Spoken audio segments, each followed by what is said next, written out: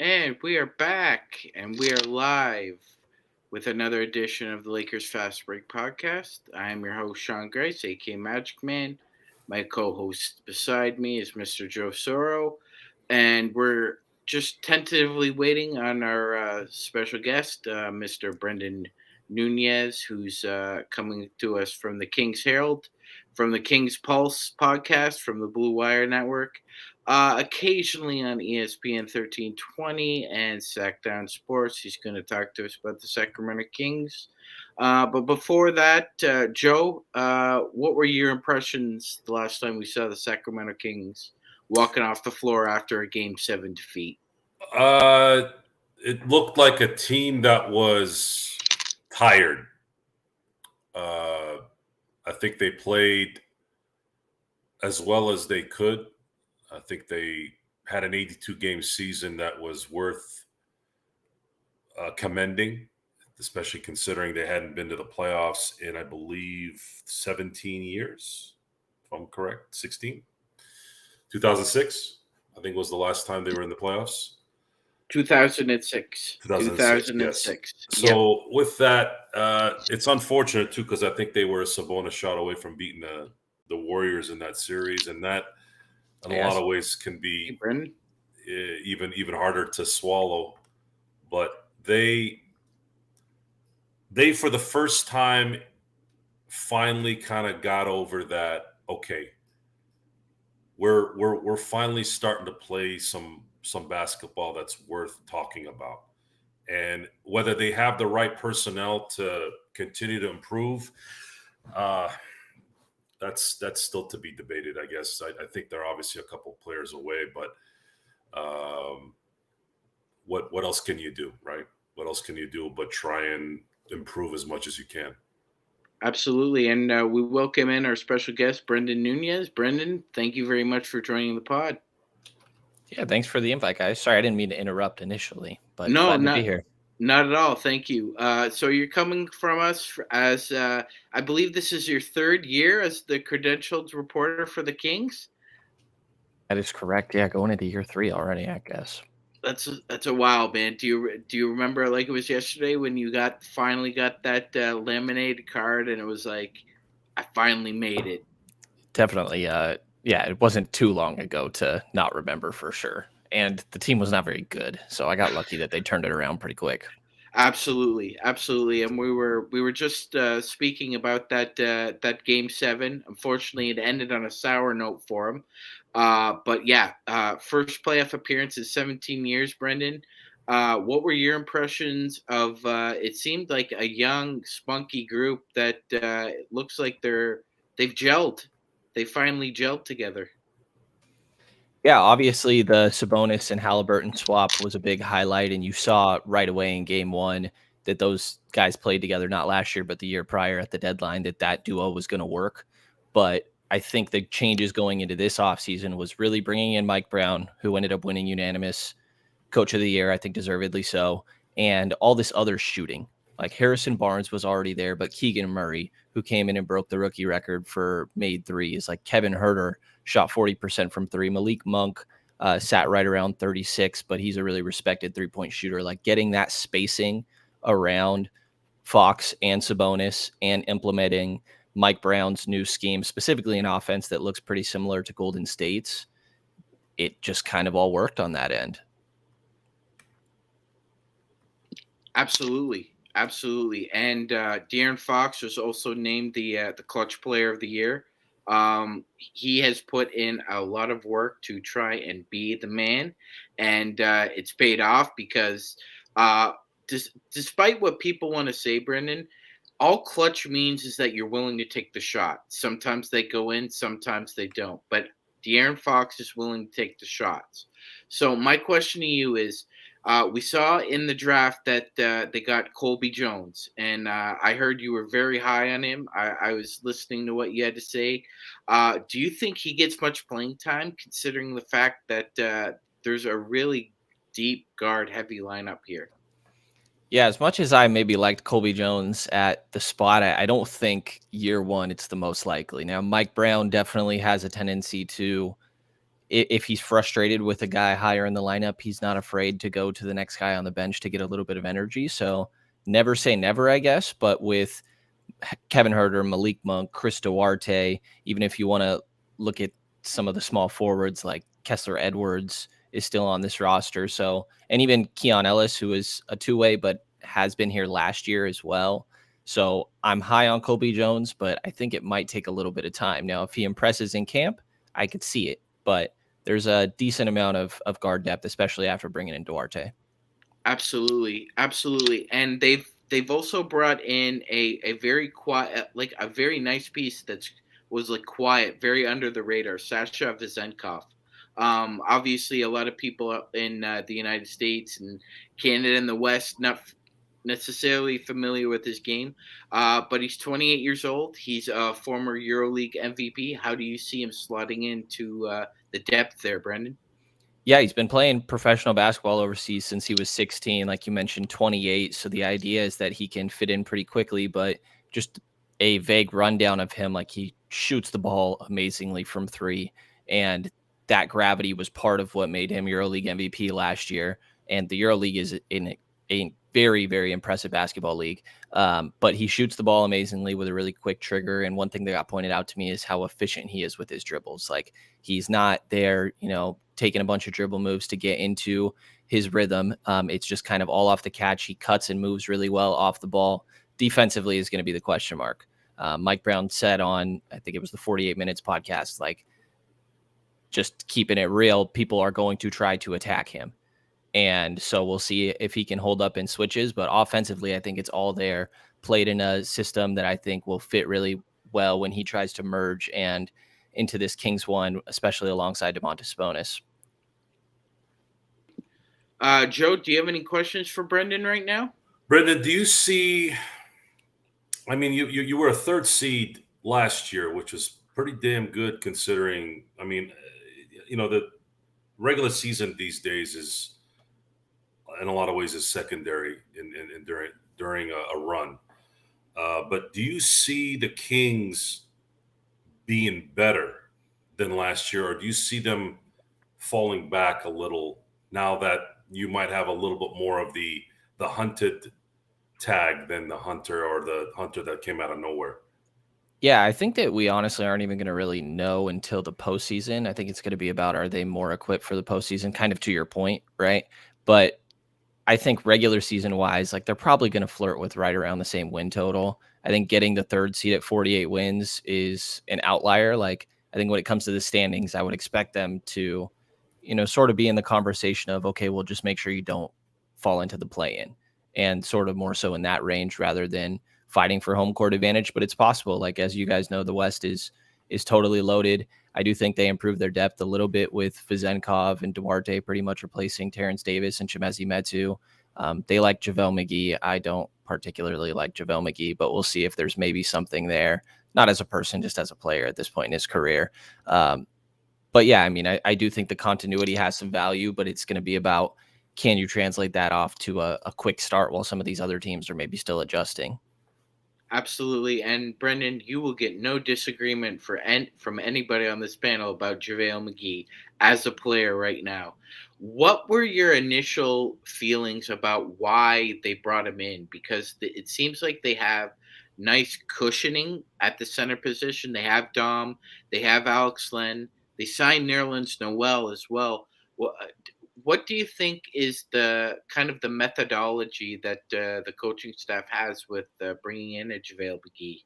Yeah, Nerlens Noel was on a non-guaranteed sort of training camp prove it deal, and so was Neemias Queta, who was their two-way last year in G League, like MVP runner-up, but really young, big, and pretty much right when McGee became available, since it took Dallas waiving him, they picked him up and let go of the two other guys. So clearly that means they like McGee more than they liked Noel or Queta. And Alex Len is still on the roster as well, but he didn't play the first 75 of the games last year, and then played the final stretch, played the first 5 games of their postseason.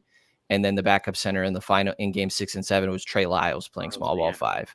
And I think that there's a lot of people expecting to see more of Lyles at the backup 5, but it's really just like 12 minutes that's getting talked about, that Sabonis is not out there. It sounds like it's going to kind of be situational between Lyles, Len, and McGee. Okay.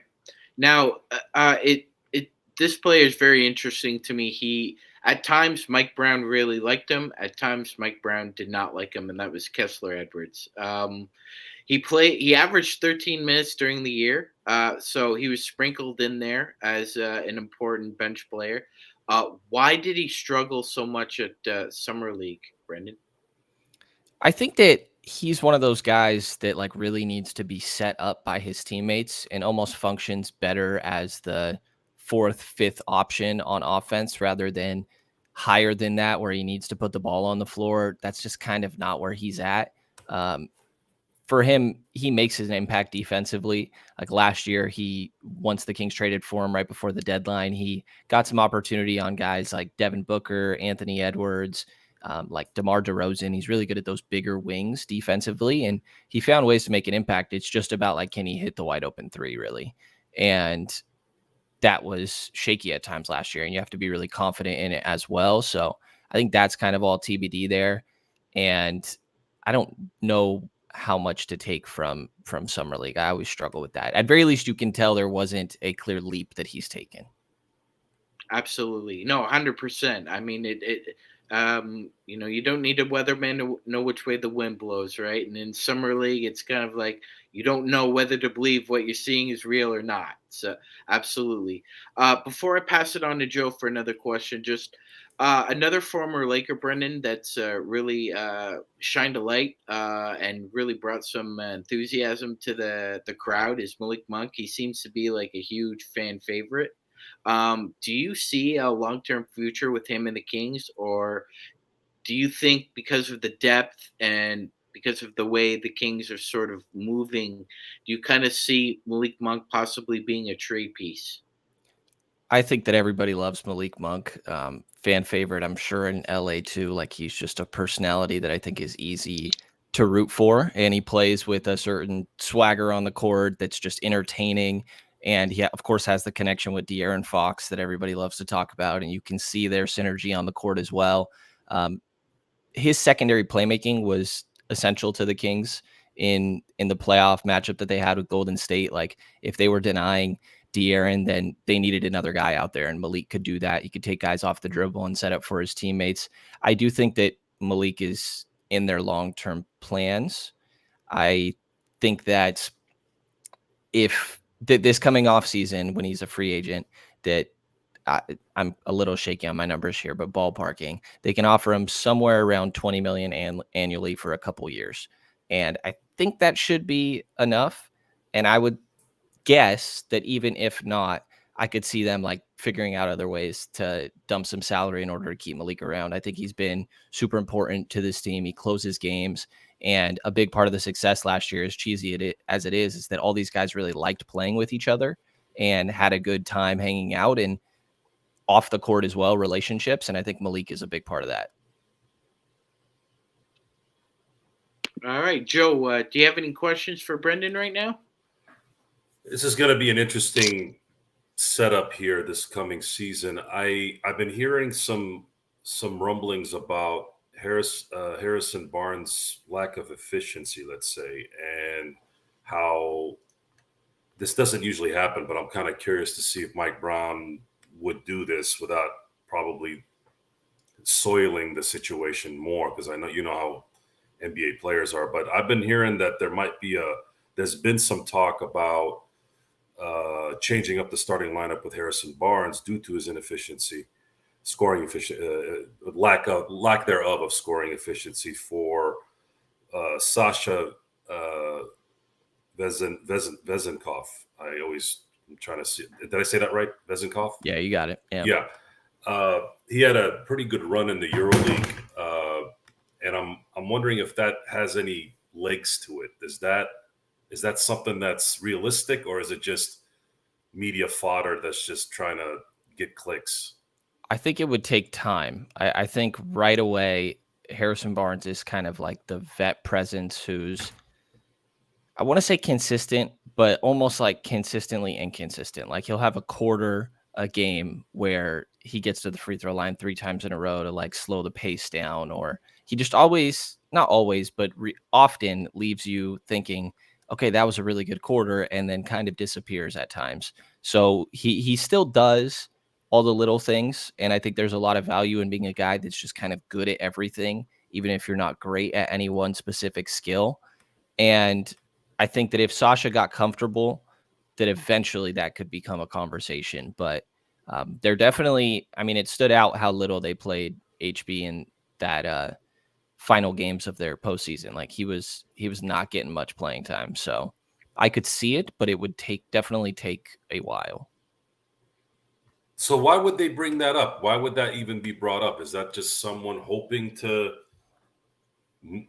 get some noise out there for it? Like why would the community, the Kings community, even relate, even bring that up? Why, if it's not realistic? Yeah, it's probably just being like, again, how little HB played in the postseason, and then being really excited about Sasha.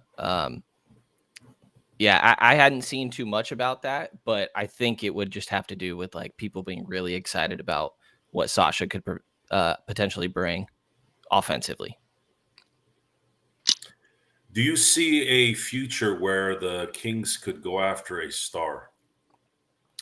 I think eventually they will make a big trade for a third guy, like Daryl or Monty McNair comes from the Daryl Morey tree, their general manager, and pretty much what you see these guys do, and exactly what he did with acquiring Sabonis, is just wait for the moment to go and trade for an all-star and try to find a moment where another team is maybe a little bit more desperate so you can get a decent deal. Like, you know, OG Anunoby doesn't quite fit like all-star, but I think he was right around there. They seem to be really interested in OG Anunoby this offseason, but they still have all of their draft picks except the one in this coming year that they still owe to Atlanta.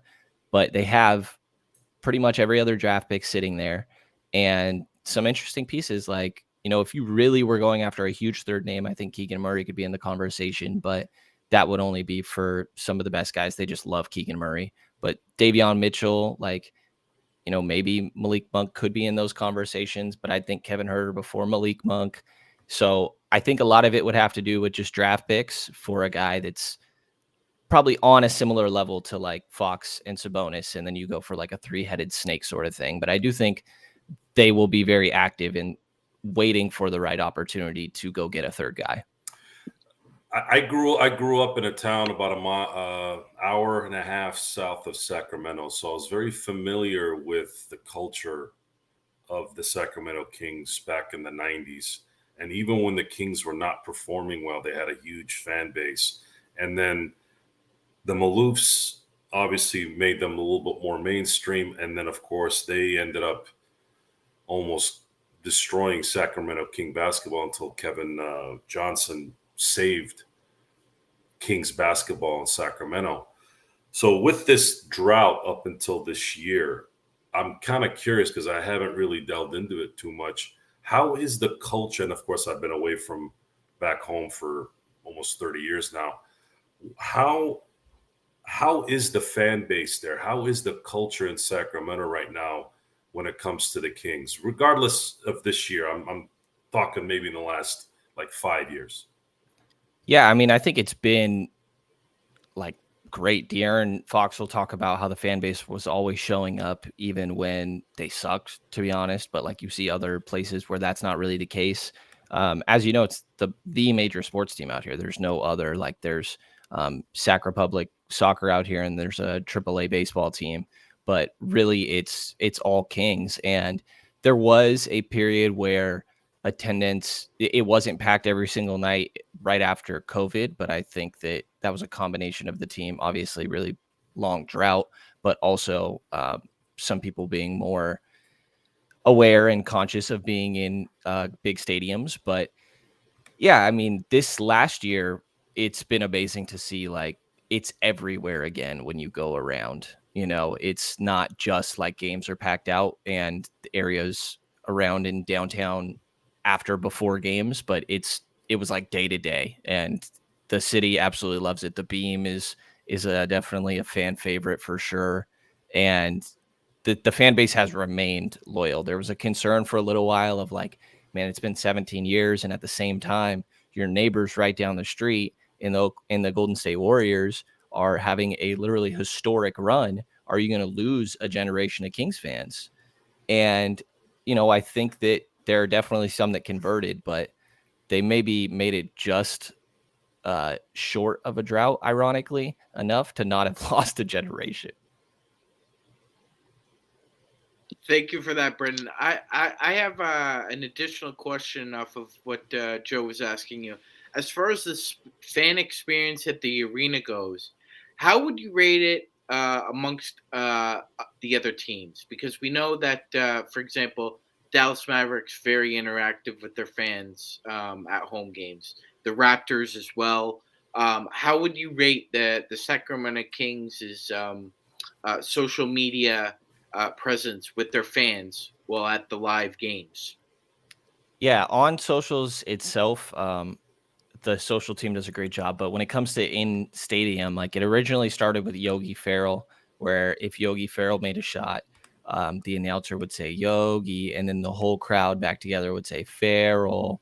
And when Keegan got here last year, that translated. It was a couple years removed since Yogi had been on the team, and that translated to Keegan. The in-stadium PA announcer, Scott Moak, just says, 2 syllables for first and last name, and it works.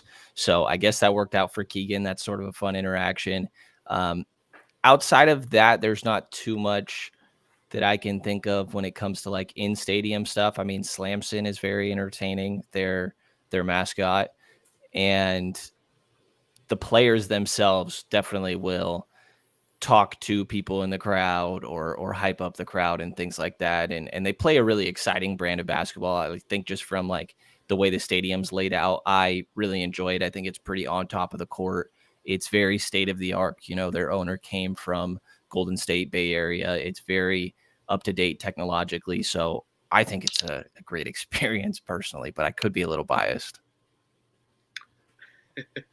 Absolutely. So as we're moving forward here, Brenden, the Kings had one of the most historic offenses we've seen in quite some time, pretty much ever. That's what they did. They also had grand luck when it came to health. They were the healthiest team in the NBA by far, and I think context is important here. The Kings finished third. The Suns finished fourth. The Kings had the healthiest squad. The Suns had the most starting lineups in the NBA. So I think context is important here, Brenden, because Phoenix at that time really had a veteran squad. They didn't have a lot of young players in important accountable positions. In this instance, this year, if you think there's an injury or two, do you think because of the good drafting and the ability for the Kings to have solid depth that they would be able to survive like a small injury or two? I mean, I think the concerning ones are the same thing that you would say for every team. Like if one of your all-stars goes down, then your backup is maybe not the best. Like some teams, Memphis forever had Tyus Jones, and it's like, okay, well, that's still a solid starting guard as a replacement, but not many teams have that. Like I think backup center would be really concerning, what you'd have to move to there. And Davion Mitchell could fill in for Fox. But yeah, I mean, they definitely were very healthy last year. The team would argue that, Domantas Sabonis played months with a broken thumb. De'Aaron dealt with a hand issue as well in the postseason that really derailed him. Like guys had things throughout the course of the season. Keegan Murray had something that he was dealing with throughout the year. They didn't tell us with until after the year. So I think guys were dealing with stuff, but obviously that happens everywhere in the league. And it's just about, well, it was actually injuries that you could play through, which is more than a lot of other places could say. So it played a factor, I think, for sure.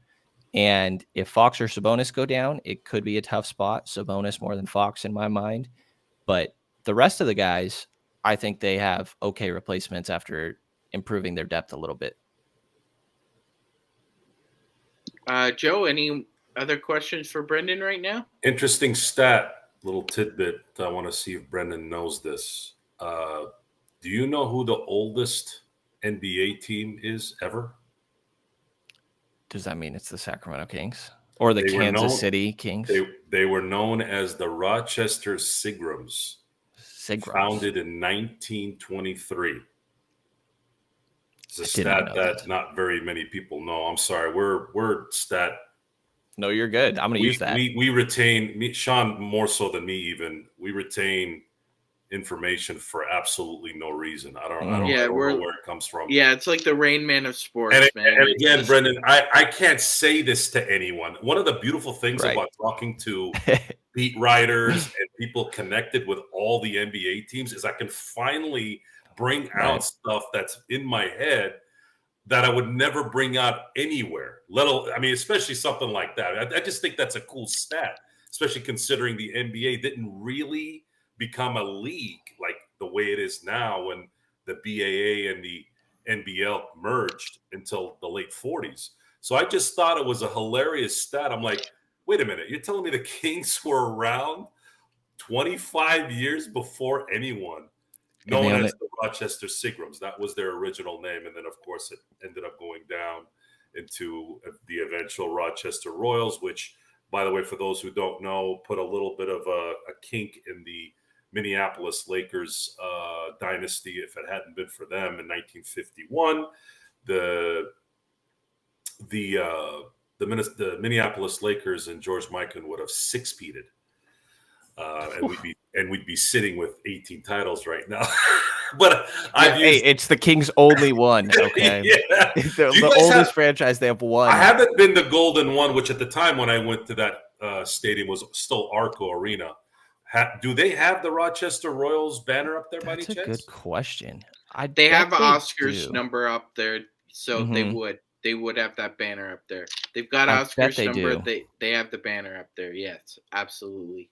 I've never seen it. I have to go see it. I'm gonna have to look for that now. Yeah. But yeah, I thought that was interesting. Again, it's you're talking about 100 years. Yeah. I didn't see any 100-year plaques or. This is the 100th year, and they are planning on embracing that this year.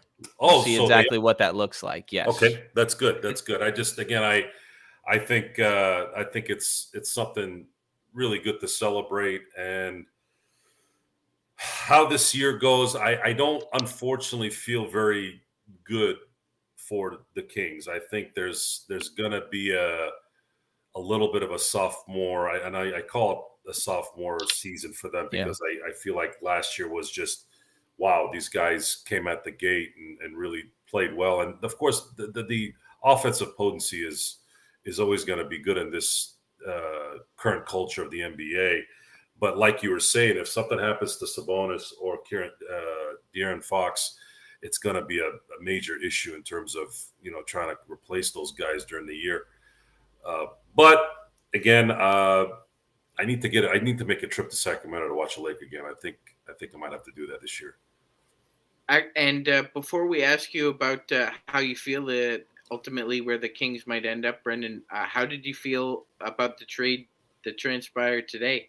Damian Lillard heading to the Bucks, and Phoenix gets Grayson Allen, who I saw you were kind of touting as, he takes enough threes and he makes enough threes where he's a complimentary player for that team again. So I'm wondering, who do you think won the trade, and who do you think ultimately will regret the trade? I mean, I think that Portland and Milwaukee have got to feel pretty good. Like Milwaukee, I'm just happy the Dame went to the West or to the East, man. All the All-Stars are in the West, and it's like, not to discredit the East, there's great teams out there. But man, I'm just happy it's evening out a little bit more again. And that's going to be a great duo to watch. I'm interested to see what their defense looks like because Drew was obviously great there. But Portland, the picks that they got, I think are interesting. I think getting DeAndre Ayton is good for them, even if he's more money. And then Phoenix's standpoint, it's like, I guess you're just betting that Nurkic is better than Ayton.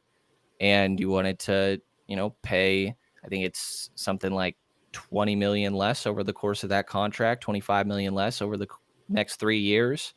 And like you said, I think Grayson Allen's okay. Like, Phoenix really needs to figure out what their depth is going to be. And I think Grayson Allen will be in the rotation, and maybe like Nasir Little can be something. I wouldn't necessarily bet on that one, but they're going to have to try a lot of different things just with the lack of depth that they have. So West Coast perspective, Portland's going to be bad, but that's the plan, right? That's how this is going to go. I like their young core.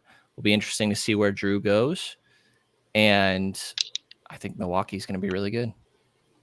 All right. So Phoenix makes a trade. The Lakers made some moves this offseason, Brendan. Denver basically stood pat.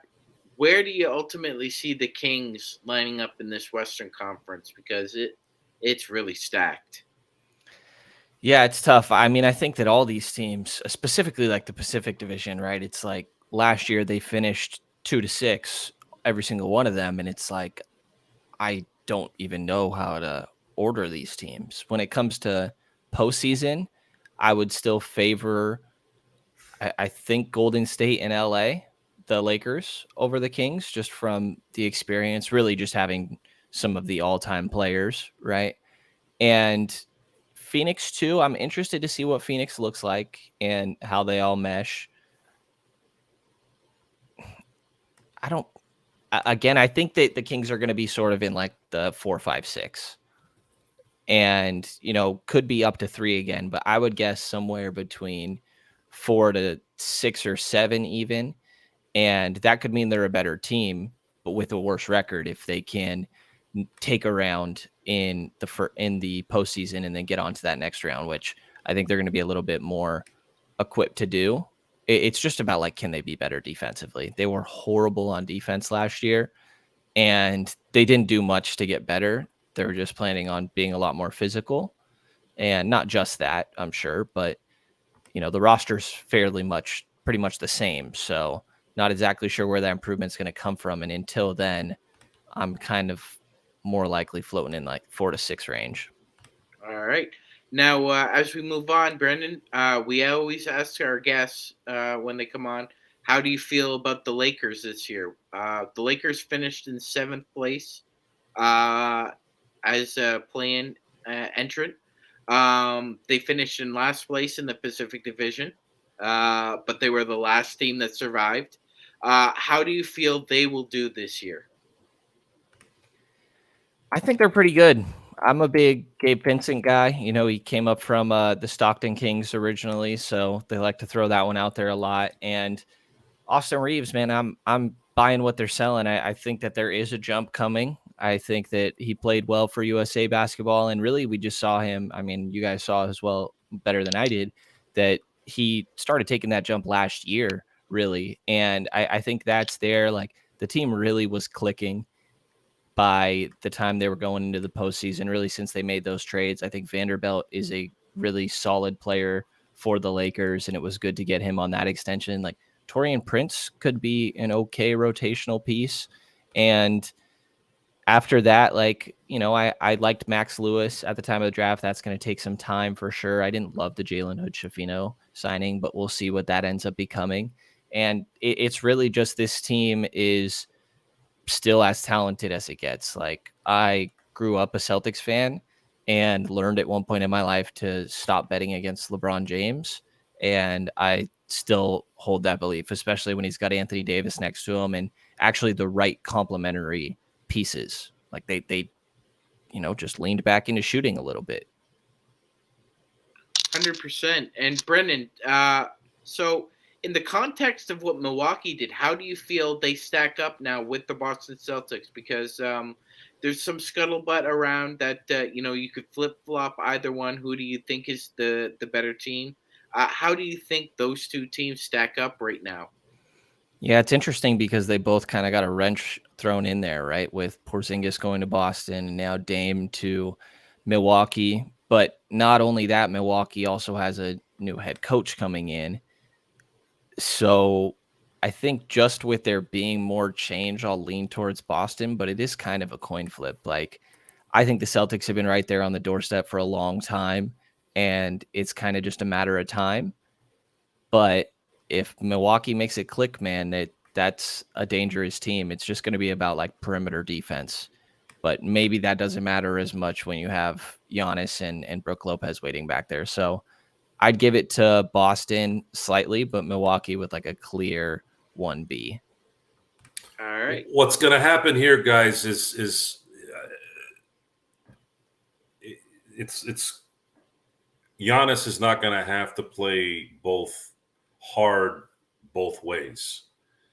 And I think that's what ended up killing Budenholzer in Milwaukee is I think he was trying to preserve, and this happened before in the past. I remember, if you guys watched the Last Dance, I believe Gary Payton had explained this, that George Karl didn't want him on Jordan and decided to finally put him on Jordan in Game 4, and they ended up winning Game 4 and Game 5. They lost obviously in 6, but those first 3 games decided not to put the Defensive Player of the Year at that time on Jordan. And Milwaukee made that same mistake, not clamping on the Jimmy Butler with Giannis because for whatever reason, maybe Budenholzer wanted to save him for offense, which I think is just utterly stupid.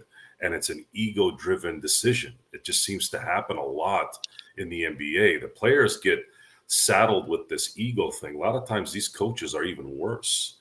And by getting Dame now, you could put Giannis on anyone, and he doesn't have the burden of having to score on every possession when the offense is rolling. So that's some of the stuff that I've figured out here very shortly here with this trade, that should there not be any injuries to Middleton and Portis and those guys, just like in any other team, this team is going to be very scary. And even if Porzingis has a good season, I still believe Milwaukee will take Boston out because I think that Milwaukee is spread out too well. They have perfect players and they complement all these guys' games.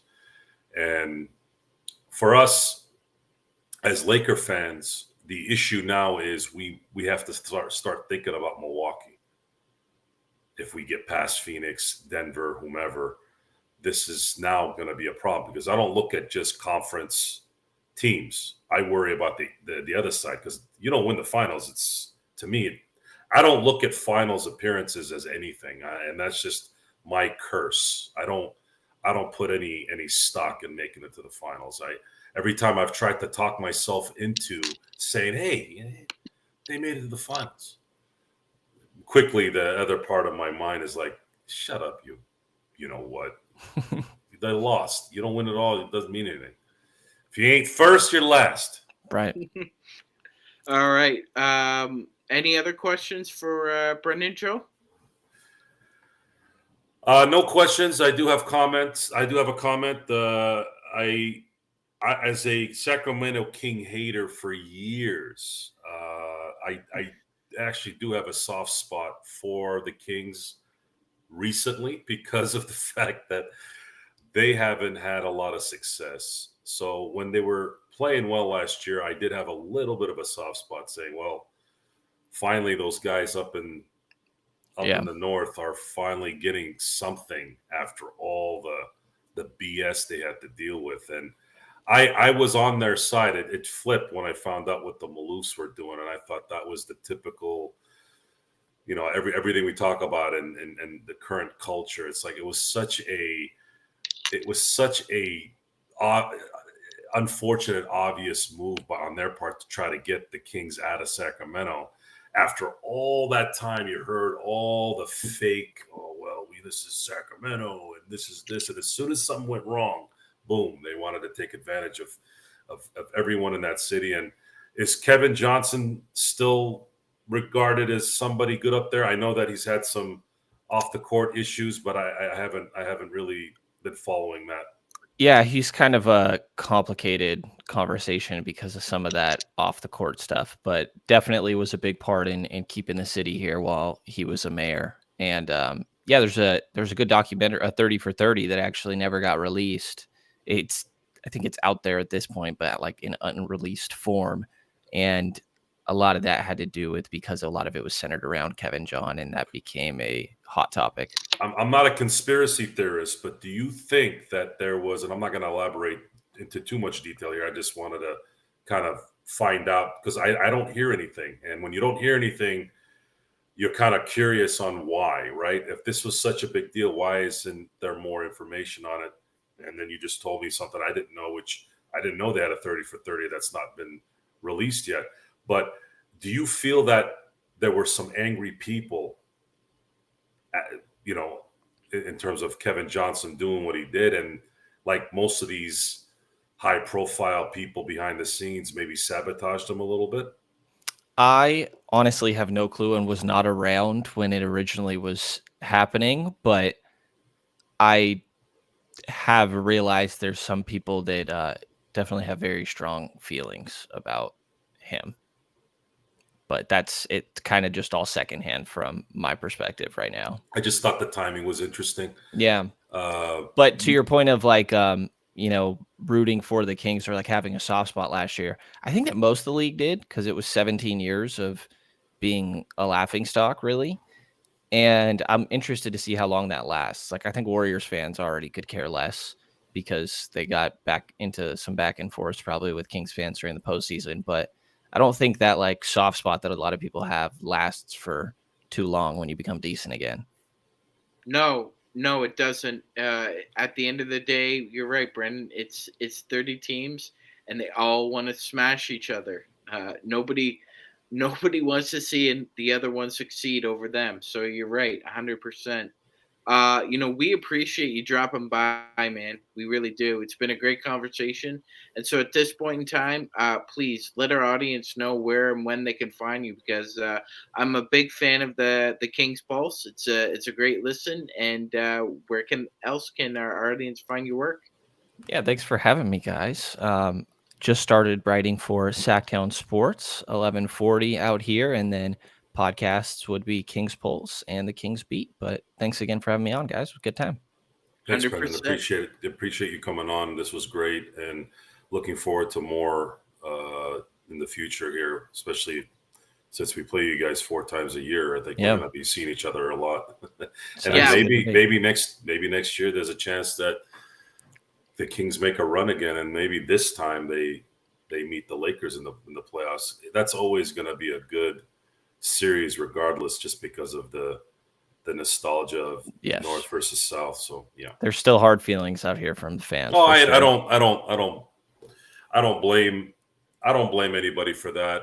I know that there's been discussions about Game 6, and I'm not naive to deny that there wasn't weird things going on because there was information that came out. However, to be fair, Doug Christie will tell you, well, if we would have just made our free throws, because they missed so many free throws. I do remember that, and then that played a huge part in why you guys didn't win Game 7. But I do have to always mention that Game 5 was just as bad as Game 6 in terms of officiating.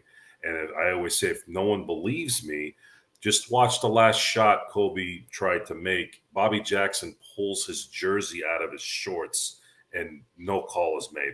And that was just one play. So part of getting together with the Kings fan base is to remind them, and this is something, again, Sean and I do, because everybody looks at their tunnel vision stuff, right? There's no doubts funny things happen in Game 6, but people forget Game 5. I remember very vividly. Now, you can say home court played a part because that's usually why it's important to have home court. But at the same time, I mean, come on, there was some blatant stuff going on, and it shouldn't happen either way. But yeah, looking forward to talking to you again, Brenden. Hopefully, we can learn more about what's going on in Sacramento. I'll be up around that area here in a couple of weeks, so. I don't know. Maybe might have to go by there and see what's going on. Yeah. Well, thanks again for having me, guys. Sure. Glad to do it. Absolutely. And with that, we'll bid adieu to the Lakers Fast Break audience. Appreciate everybody stopping by. And again, please check out Brendan's work. Great guest. And thank you, everybody. Have a good night. And we'll see you later.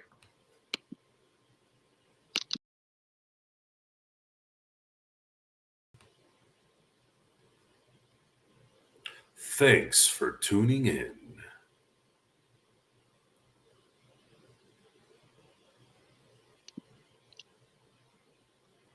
That's all I got.